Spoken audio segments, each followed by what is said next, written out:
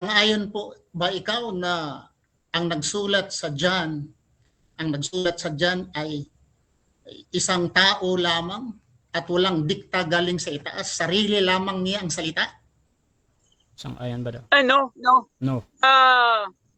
Hindi po siya lamang o tao lamang. Tao siya, apostol ng Panginoong Hesus. He was moved by the Holy Spirit. Kaya nga siya nakasulat ng salita ng Diyos na yan ang Biblia na naging patunay sa ating paksa ngayong gabi. He was moved by the Holy Spirit. Next question. Next question. Saan mabasa na si Juan moved by the Holy Spirit? Saan mabasa?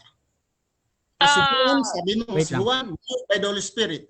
So tinatanong kita ngayon, saan mabasa teksto sa Biblia nga si Juan moved by the Holy Spirit? 10 seconds, Mr. Moderator. 10 seconds. Okay. The question is medyo misleading doon sa paksa.